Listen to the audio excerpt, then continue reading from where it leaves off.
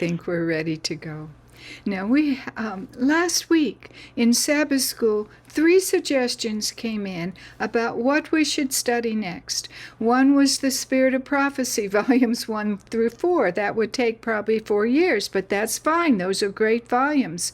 Another was the Sanctuary Service, and another was to continue in Micah. We had spent the from today, the 2 previous Sabbaths on the book of Micah. And there's more to cover, I agree.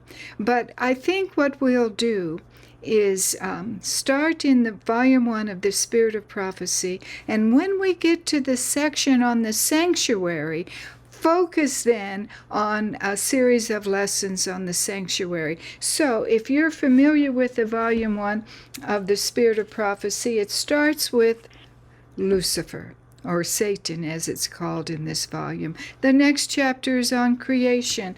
Let me see what the next chapter is on. Temptation and fall, and then the plan of salvation. All of those are big topics. And if I spend several 2, 3, 4, a month on each topic, it will take forever to get to the sanctuary, and that's okay. I shouldn't say forever in a negative way. Our time together is valuable in our study, and however long it takes. But we're going to focus today on Satan. I'm going to try to do a lesson a week. I know that hasn't worked out very often in the past, and that way in about a few months we can get to the sanctuary service itself and focus on that. So that's the plan for the next several weeks. But the one thing I want to emphasize is our Sabbath school study, our lesson study, is on the Bible and not on the Spirit of Prophecy. We want to focus on the Bible and what the Bible says about these topics, and then use the Spirit of Prophecy for augmentation, you see. So our focus will be on the Scriptures about Lucifer, the Scriptures about Satan, then the Scriptures about creation, and how Volume 1 of the Spirit of Prophecy, that's a 4-volume series called The Spirit of Prophecy by Ellen White, how she understands it, how she the information she gives us that not necessarily is in the Scriptures. But first we're going to focus on the Scripture, and the text to remember this morning is from 2 Corinthians 11:14. And no marvel, for Satan himself is transformed into an angel of light. I have a bird feeder out here, so if you hear birds, that's what's happening. It's a nice sunny morning, and they're out roaming around. All right, now we have 3 things to cover today. Our lesson study on the fall of Satan, and then a short 5-slide presentation on I do all these things, because I hope to address the question to your satisfaction about why God knew ahead of time that Lucifer would rebel. Why did he allow it and allow all this suffering that you and I, we're pretty healthy and stable people and have our needs met usually. But in other countries, where poverty reigns and sickness reigns, and I know sickness reigns here in people's lives. You've experienced it, I've experienced it. If not personally, in our families. And so it reigns all over the world. But God knew all about this ahead of time. Why? Why? You and I may not ask why, but we probably know people who are not solid in the Scriptures, solid in their relationship, in their knowledge of God, and they question. And because of this, thinking about Hitler and all the suffering and death that he caused, they don't want to approach Christianity. We'll address that in a brief way. That's what I do all these things is about. And then I want to fall back on a topic we had several Sabbaths ago about Mount Sinai and add a little more information there. Hopefully we can accomplish that today.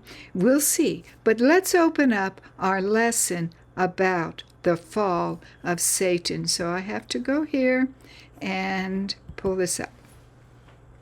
And thank you again. May God bless our study, is my desire. Now, the texts that I will be focusing on, no, I will be beginning with when we get to the Bible scripture, is Isaiah 14:12, Ezekiel 28:12, and the verses in Revelation 12 that refer to Satan, as well as chapter 1 of the Spirit of Prophecy. Now, the first verse I would like us to consider is Ephesians 3:10. We'll open our Bibles in a minute, but let me just read it for you here.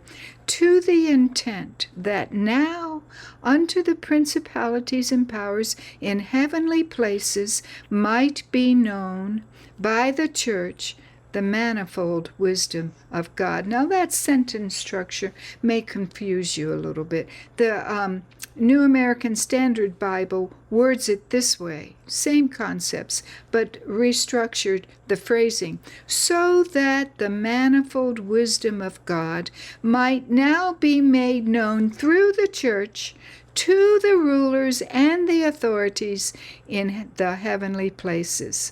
So the idea is, what's happening here in God's church is revealing the manifold. Now that word manifold, I know you're all astute, but it means the different ways of his wisdom. The manifold wisdom of God might be made known to heavenly places and beings through God's church. Now, another way of considering that is one of these verses we're going to read here, but starting at the top. What we do is observed, and this just isn't fanciful thinking on our part. We just read it. Paul wrote it. What we do is observed in heavenly places. And the manifold wisdom of God is thus made known. We are spectacles to the universe. We are called according to his purpose. And that's, of course, that last phrase is from Romans 8:28. Now, just think for a minute how God has worked in your life. I've contemplated many times, a lot recently, how he's worked in my life, how his manifold wisdom has been revealed to me and through me, and what he's done for me, and what he's done for you and revealed to you, etc., is a way that is unique to you and unique to each person who's listening and each person you know, and extended throughout the world. And if you think about the wisdom of God when he created the universe and all the starry heavens that are above us, and then created every living plant and the spiders too, all of these things reveal his manifold wisdom in creation. But there is a mega manifold wisdom in how he has made himself known to us, how he is individually, how he's worked through us to help others. It's all manifold over and over and over again, and it reveals the wisdom of God. He knows just how to speak to your heart. He knows just how to speak to mine, to my loved ones. He knows what they're struggling with and what they're not ready to hear, but what they can begin to grasp and understand. All of that. That wisdom is being revealed to heavenly authorities and dignities and rulers through us. Isn't that amazing? It's just more than I can grasp. But that's what we just read in Ephesians. And we also read in 1 Corinthians 4:9, and I'm going to get to the heavenly places in Lucifer and Satan in a minute, but I'm laying the basis here about us. 1 Corinthians 4:9 states, "For I think that God has exhibited us apostles as last of all, like men sentenced to death, because we have become a spectacle to the world, to angels, and to men." And so this verse, of course, is in the context of the apostles being this spectacle. But we are spectacles also. We are being observed also. And Isaiah 43:12 says, "Therefore ye are my witnesses, saith the Lord, that I am God." Going on. Knowing this, let's consider 2 Peter 3:11 through 12. "What manner of persons ought ye to be, in all holy conversation and godliness, looking for and hasting unto the coming of the day of God, wherein the heavens, being on fire, shall be dissolved, and the elements shall melt with fervent heat." So I'm saying to you, knowing that you are a witness to heavenly beings about this wisdom of God, that's so great. It's the recreation of His image in each of our lives is like a blossom that has never been seen before, that has never been created anywhere else, you see? And so you are witnesses to this, and knowing that, I'm applying what manner of persons ought we to be. Now, this word ought, today we think about ought, I ought to go to the store, I ought to call someone. It has built into our understanding of the current English word, has built into it an option. I could do it, or, I don't have to do. I ought to, but I'm tied up right now. Those kinds of thoughts. But in the Greek, that word ought means it's necessary. It must be. It has to be. And so when we read, "What manner ought ye to be?" What manner must you be? What manner is it necessary for you to be? You see, there's no option involved. It's you do this. This is the way it is. Now, I think sometimes we know people who are unlovable. It seems to us. They're mean, abusive, abrasive, take advantage, all those kinds of things. They're hard to love. But God says we are to love. There's no option involved. We are to love our enemies. We are to love those who, that we really don't like their ways. We are to love them. And it's not that we have this power, but if we call on God, He will change our hearts. He will put that love within us for those that we just want to turn away from. So this ought, it's a necessary, a must-be connotation in the Greek. And you've heard before from the pulpit, pastor has explained this word, Greek word, conversation, what manner of conversation, etc. That's our conduct, that's our behaviors. It includes the words we say, but it's how we are, what we be, so to speak, to others. Godliness means piety, devoutness, and hasting.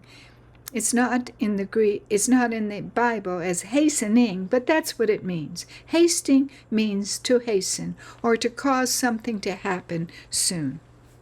Now, ye shall receive power, that's a devotional 255.4 states, Abraham's.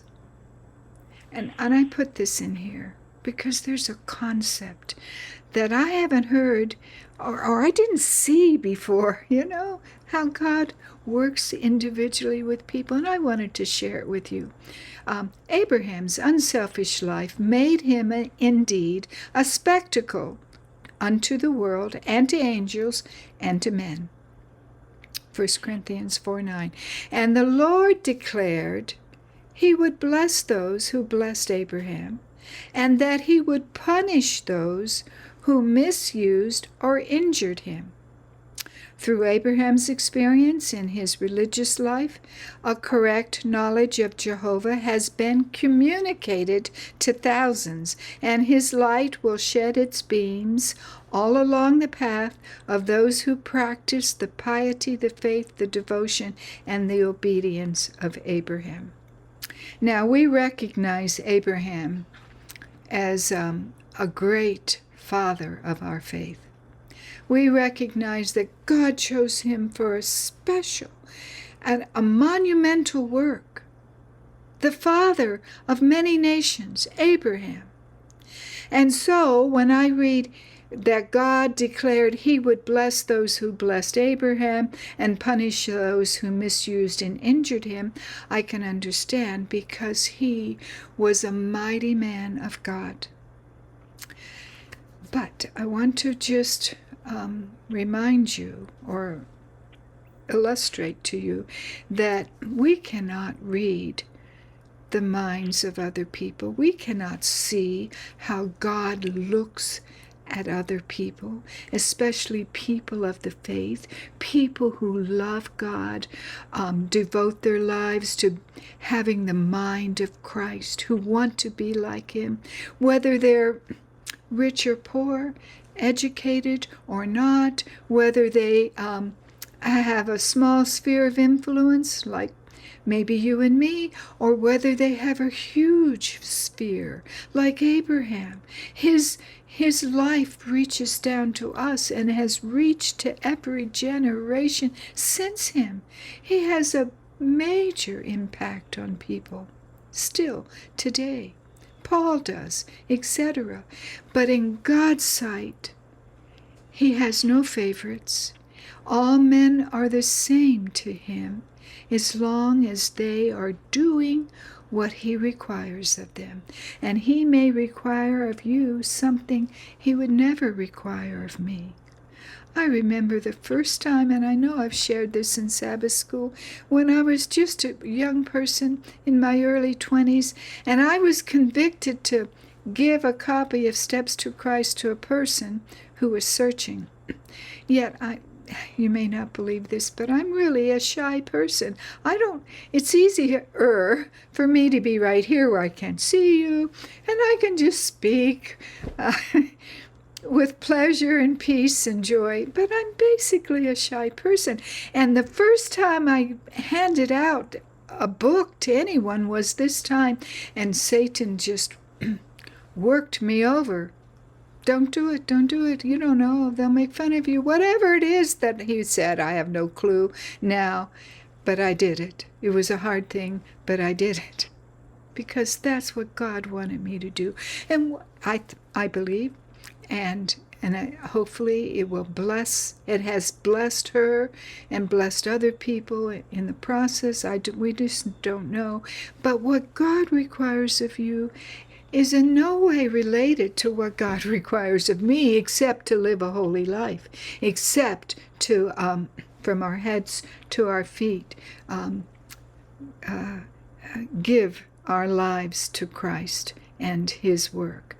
That's common to all of us. But how that's done is unique to each human being. And so what I'm getting at, this concept that God would bless those who bless Abraham, is not just for Abraham. This concept of blessing those who, that God will bless those who bless God's family, who bless God's workers, whether they be small or mighty. We're all mighty in God if we're doing his work, you see. And it's not just those you see doing it, it's you included. And so we want to bless the family of God. And the concept is God will bless us when we bless his family, when we bless his workers, when we bless his people. And then also to keep in mind is that he will punish those who misuse and injure his people. I don't wish that on anyone, but I just want you to realize how important it is to bless the family of God. And so when Sister Cheryl shared the devotional, and even though there was a point where she lost her place, I lose my place too. When you see me pause, I'm trying to find it. And so, but she chose to bless the family of God. And aren't you thankful for that? All of us can bless others in whatever place we're at. And we don't want to injure them, especially if you don't choose to do something overtly positive. You surely don't want to do anything negative, because God keeps a record, and he's promised through Abraham to bless and to punish. Now, the text that Ellen White is referring to is Genesis 12:3, which states, "And I will bless them that bless thee, and curse them that curseth thee, and in thee shall all families of the earth be blessed." And so it's true. None of us is a prophet that I'm aware of. When you speak for God, when you share the scriptures, etc., you're speaking for God. And so in a sense, you're doing a little bit of that, but none of us is inspired as Ellen White was inspired, that I'm aware of, and that as the prophets of old were inspired. But we are living at the end of time, when a mighty, mighty time of trouble is before us, and we, God willing, and if we're faithful, will go through that, through his power. You are mighty men and women to do that. And so we want to bless each other and not curse them. Going just a few more slides on this concept. Review and Herald, September 10, 1903. The world is a theater. The actor, its inhabitants, are preparing to act their part in the last great drama. See, God is lost sight of. With the great masses of mankind, there is no unity except as men confederate to accomplish their selfish purposes. God is looking on. His purpose in regard to his rebellious subjects will be fulfilled. The world has not been given into the hands of men, though God is permitting the elements of confusion and disorder to bear sway for a season. A power from beneath is working to bring about the last great scenes in the drama. Satan, coming as Christ and working with all deceivableness of unrighteousness in those who are binding themselves together in secret societies. And let's just stop there for a minute. I don't think this is necessarily talking about the exclusively talking about the Masons and other secret societies. If you're confederating in the darkness of night, like we read before, and then accomplish it last week, and then accomplish it during the daytime, if you're confederating with others to do a certain thing, you're binding yourselves into that little secret society, in my opinion, but I could be wrong. Those who are yielding to the passion for confederation, for working together, my words, to accomplish evil, are working, back to Ellen White, are working out the plans of the enemy. The cause will be followed by effect. And then 8T134, we are a spectacle unto the world and to angels and to men, 1 Corinthians 4:9. Our mission is the same as that which was announced by Christ at the beginning of his ministry, to be his mission. The Spirit of the Lord is upon me, he said. And here is our mission. She's saying our mission is the same as Christ, and this was the mission. Because he hath anointed me to preach the gospel to the poor, he hath sent me to heal the brokenhearted, to preach deliverance to the captives, and recovering of sight to the blind, to set at liberty them that are bruised, to preach the acceptable year of the Lord. And I can't read that without being touched, because he's done that for me. He's set me free. He's healed my broken heart. He's given me sight where I was blind. And he's done that for you. And that's what Christ does for us. And he wants us to be the hands and the feet to help others in the same way. Now, we know the universe is watching us, but on the converse, we are able. God has given us the great privilege to understand what's going on in heaven and what has gone on in heaven going on. He's given us information. I'm focusing today not on the future, but on things that have happened in the past that take this information he's given us, takes us back in time. Past the Wright brothers' first flights. Aren't we all blessed by just as an aside, by what they did? Think of how their understandings and their adventures in flight have changed the world going on. Past the time of the first automobiles. Past the Revolutionary War. He's given us information that takes us to the Ephesus of old. And here I've just put a little picture in of Hadrian. Hadrian was an emperor. This is Hadrian's temple at Ephesus. You can see it's just a small temple. You can see the steps going up beside it. It's not a big thing. But in the Roman times, when people went out to market, when they went down the street to the wharf or whatever, they passed a lot of these little temples, little places. It was just a way of life. They would stop in, offer a sacrifice maybe for safe sailing or whatever. It was their way of life, little temples. And this was Hadrian's temple, he was considered a god. Here's the amphitheater in Ephesus. Look at this huge, huge place.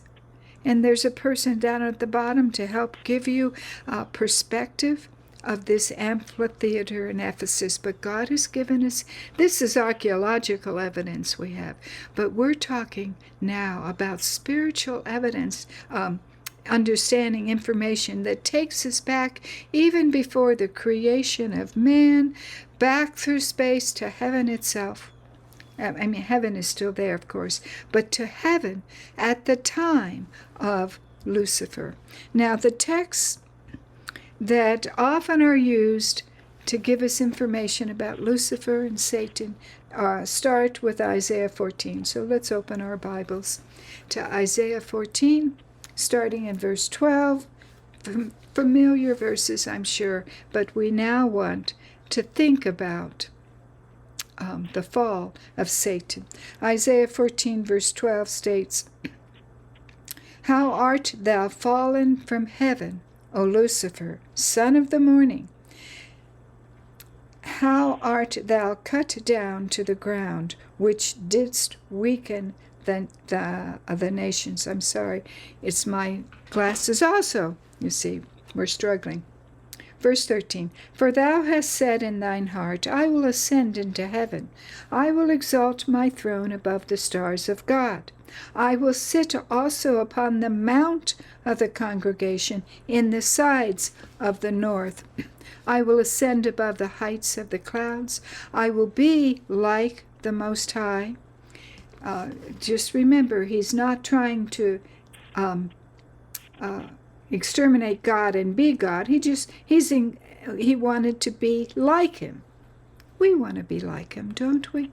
We want to have the character of God in our hearts. But Satan had a different purpose. Nevertheless, verse 15 states, "Yet thou shalt be brought down to hell, to the sides of the pit."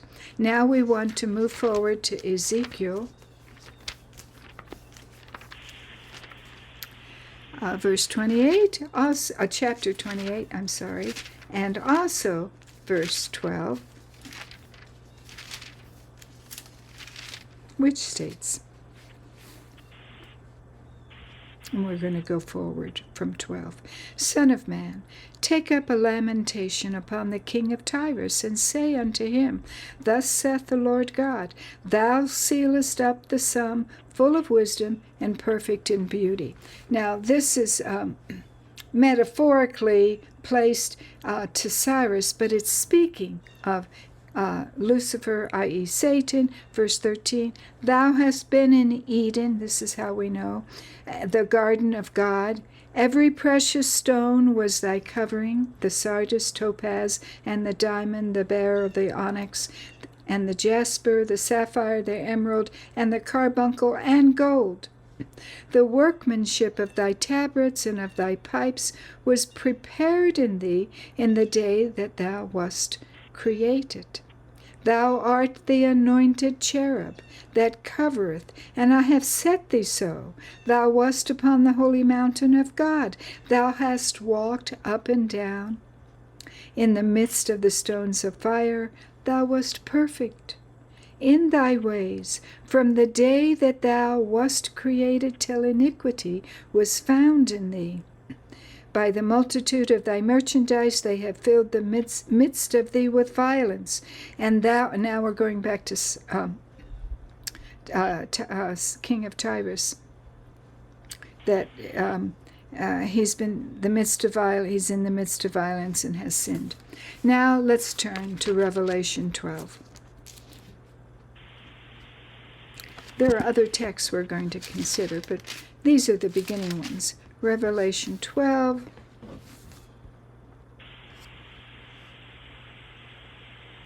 Starting verse 3.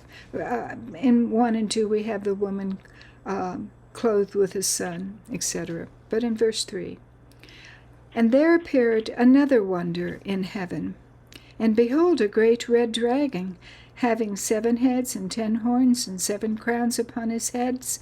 And if you're wondering what all those symbolically mean, you could go to the SDA Bible commentary. It gives a beginning of understanding, and I won't get into that myself. But verse 4, And his tail drew the 3rd part of the stars of heaven, and did cast them to the earth. And the dragon stood before the woman, which was ready to be delivered, for to devour her child as soon as it was born. Then she brings forth the man-child, and then verse 7, And there was war in heaven. Michael and his angels fought against the dragon, and the dragon fought and his angels, and prevailed not, neither was their place found any more in heaven. And the great dragon was cast out, that old serpent called the devil and Satan, which deceiveth the whole world. He was cast out into the earth, and his angels were cast out with him. And a few more verses down. Verse 13, And when the dragon saw that he was cast unto the earth, he persecuted the woman, i.e. the church of God, which brought forth the man-child, etc. Now, those are some starting points or places about Satan, about Lucifer, but we have more. In 2 Corinthians, and we're getting short on time, so I won't turn to these texts, but they're familiar texts to you. It talks about, we read that as our key text this morning first, that he's transformed into an angel of light. Mark 13:22 talks about the false Christ and the false prophets doing signs and wonders, but we know Satan is behind all that, these signs and wonders. First Peter 5:8 speaks of our adversary, the devil, which goes about as a roaring lion, seeking whom he may devour. Revelation 12:10 refers to Satan as the accuser of the brethren. Revelation 9:11 calls him Apollyon. Revelation 20, verse 2 calls him the dragon. John 8:44, let's read that verse. The book of John, chapter 8:44, states, Ye are of your father the devil, and the lusts of your father ye will do. This is Jesus speaking. He was a murderer from the beginning, and abode not in the truth, because there is no truth in him. When he speaketh a lie, he speaketh of his own, for he is a liar and the father of it. So we have many things that Jesus is telling us about Satan here. He lies, and he's the father of lies. He abode not in the truth because there is no truth in him. He was a murderer from the beginning. A lot of concepts about Satan in this particular verse. Colossians 1:13 speaks about the power of darkness, i.e. Satan. We also know he's proud, wicked, subtle, fierce, cruel, a ravening wolf, a lion, as I've mentioned, seeking to devour an enemy. He sets snares for the unwary. The Bible teaches us as he sows the tares, the enemy has done this. And Jude 6 says he did not keep his first estate. This is a bigger picture of this fall of Satan, of what he has become. Going on. 2 Peter 2:4 says he sinned. In case you're ever wondering, he's not a nice guy. He sinned. He and his angels. The angels sinned. He's part of them. 2 Corinthians 4:4 and Luke 4:5 and 6 explain that he's the God of this world. He's called that in 2 Corinthians 4:4. Luke 4:5 and 6 is the temptation of Satan to Christ. Bow down or worship me, and I will give you these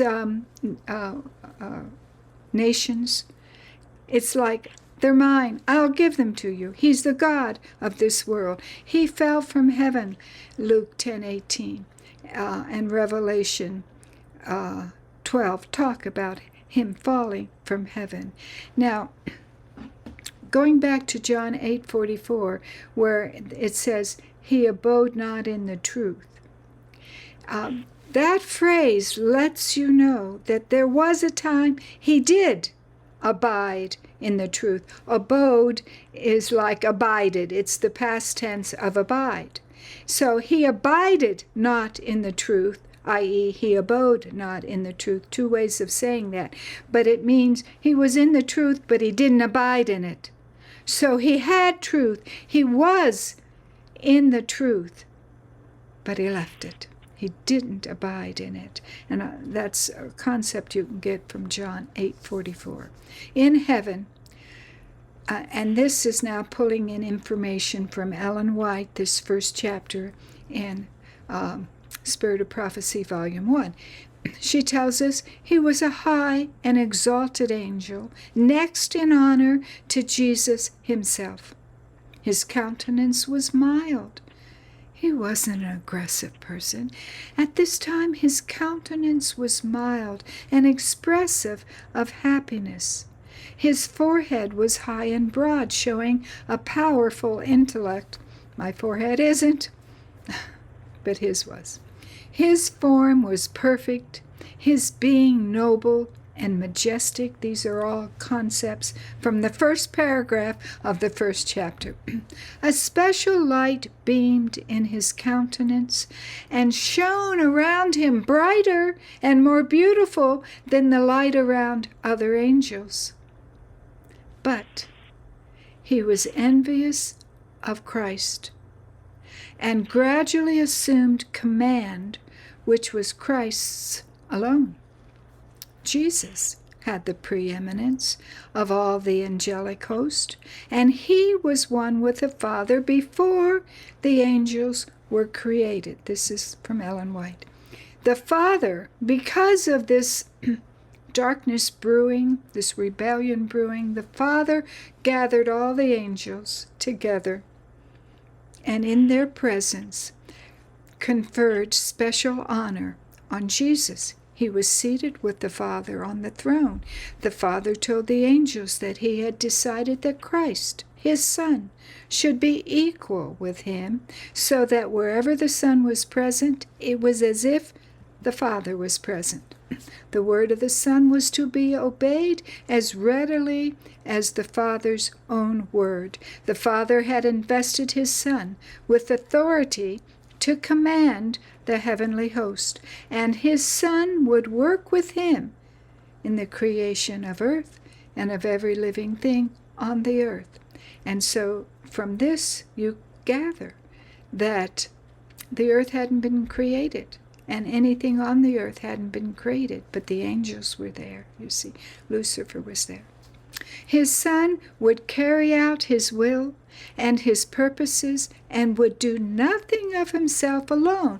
The Father's will would be fulfilled in him. Now Lucifer, Ellen White tells us, was jealous, envious, and full of hatred for Jesus because he, i.e. Lucifer, was not taken into the special council with the Father as Jesus was. He didn't understand and was not permitted to know the purposes of God. And now deception begins, or intensifies. He concealed his real purpose and called the angelic host together. He made a calling. The Father had called and explained everything. Now he called the angelic host and told them their sweet liberty was at an end because they now had a ruler appointed over them. You see, at this meeting that the Father called, he explained the position of Jesus. He was in commander. He was the commander of the heavenly host. Now Lucifer calls his own angelic host meeting and explains, your liberty is gone. You now have a ruler over you. Going on. And he explained that to them that he would never again bow down to Christ. Instead, he would take the honor upon himself that should have been conferred upon him and would be commander of all who would submit to him and obey his voice. In the first place, he says, now your liberty is gone because Jesus is your commander. And I'm not going to bow down to him. I'm going to take upon me what should have been given to me. And if you will follow me and submit to me and obey me, I'll be your commander. I'm sorry for being so intelligent. His logic is loopy here. He's complaining about liberty being gone under Jesus, but now he wants to be the ruler. Liberty be gone. Lucifer denounced the loyal angels as slaves and promised that a better government for them that was full of freedom. He flattered himself that all the angels would eventually be on his side and he would be equal with God. That's amazing. He told the angels that their liberty was at an end, but now he was going to be their commander. But many of the angels listened to him and agreed with him. And I think this might be let's just finish up. The angels were not happy. These angels that agreed with Satan were not happy that they also were not allowed to look into the Father's wisdom and to understand his purposes in exalting Jesus and in endowing him with unlimited power and command, so they rebelled. Now, remember I said we're a spectacle? The Bible says that we are a witness to heavenly beings about the manifold wisdom. We're explaining this, brothers and sisters. Not that we're so learned and we're so wise, but Jesus is in us. The Father is in us. And can you believe it? We have this solemn opportunity. What manner of man should we be, knowing this, that we are his witnesses to the heavens about his wisdom. The angels back then were not happy. These bad angels were not happy that they couldn't see and understand and be revealed to them the Father's wisdom in exalting the Son. But now you can see that wisdom, can't you? And it's being replayed over and over, moment by moment, through God's people. But there was war in heaven. Now I want to just take for a minute and open up this other presentation. It's just 5 slides long. What did I call it? All these things. Okay, let's look at Isaiah 45:7, because this confuses people. And it confuses people that God allowed evil to reign in this world for so long. Let's look at Isaiah 45:7, which states,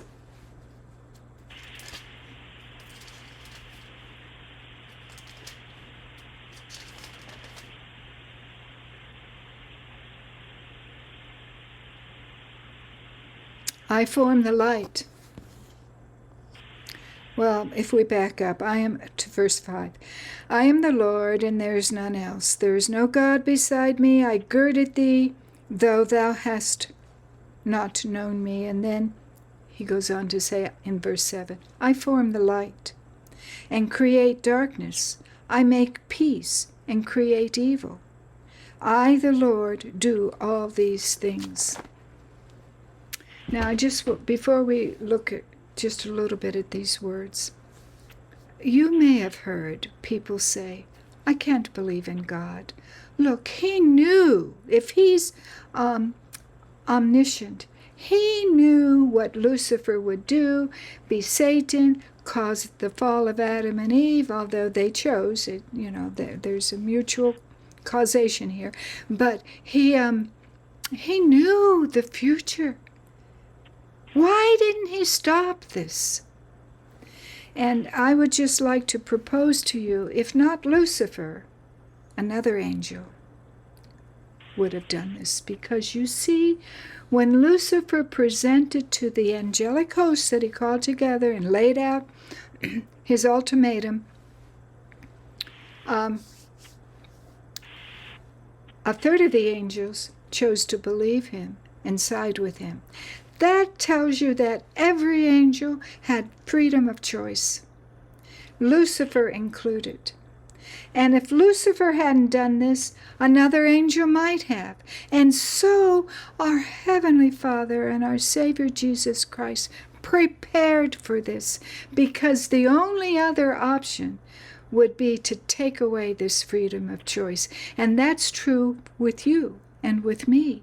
We have the freedom of choice to love God and serve him, to devote all of our talents, all of our senses to serving him, or to walk away, turn our backs, rebel against that great love.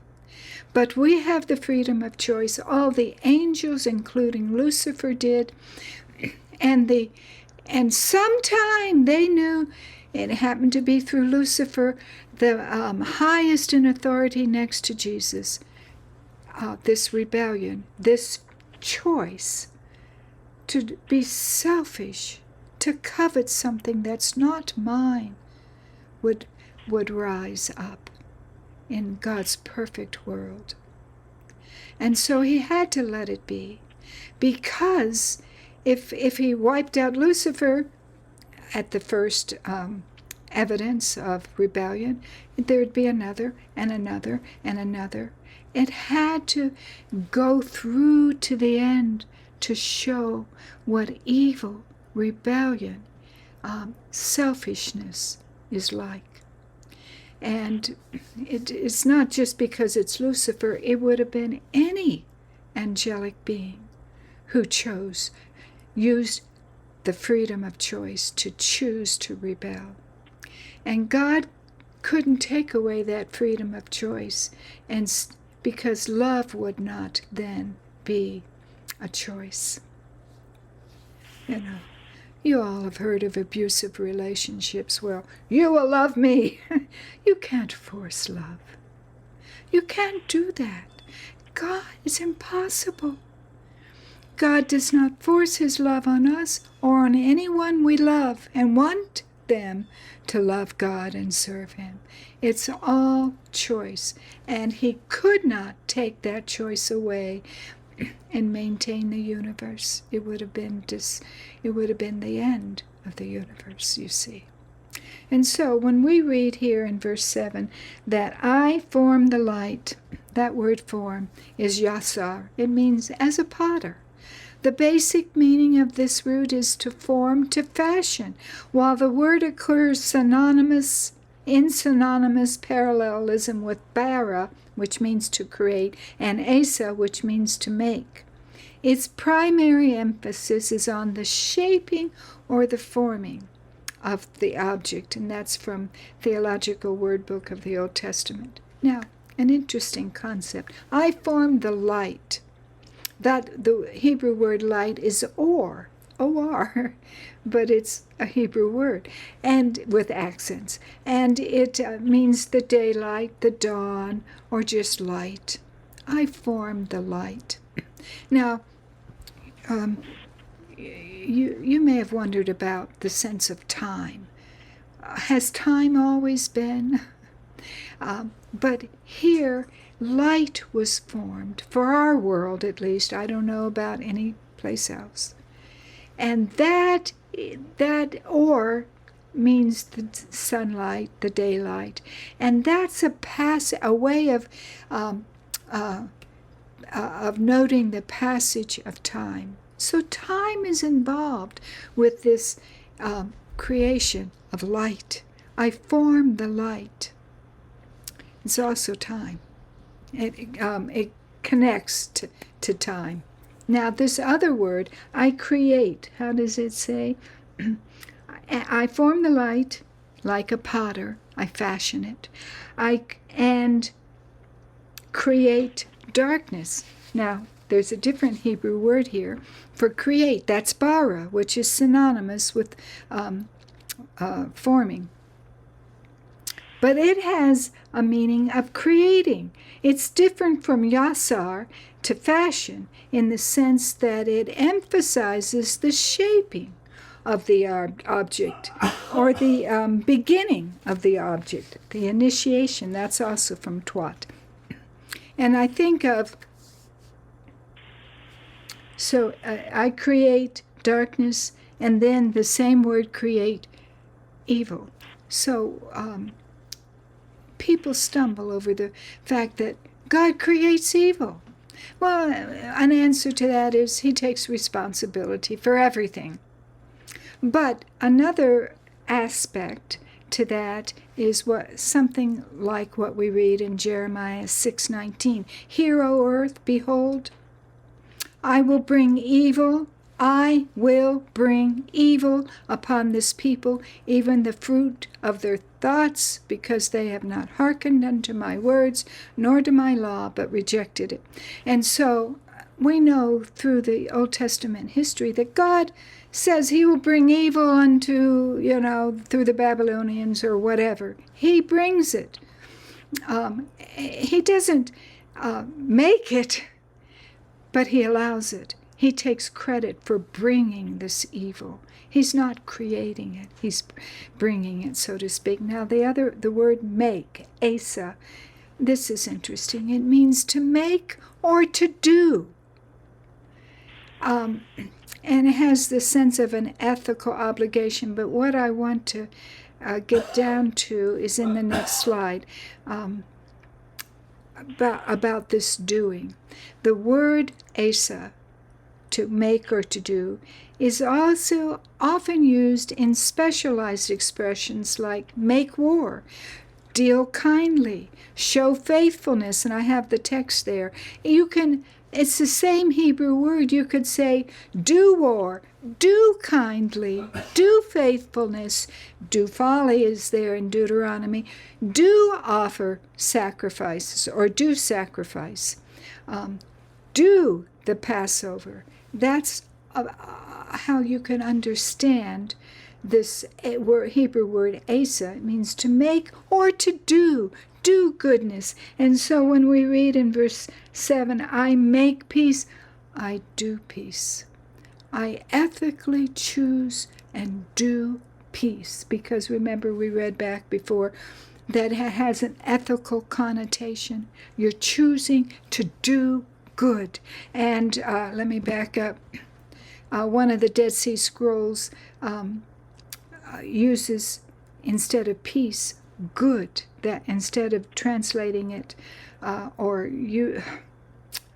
I'm a little confused myself, but the translation of the Dead Sea Scrolls for the word peace is good. Do good. When we read here, I make peace, I do peace, or I do good. Okay, that's the end of that little section.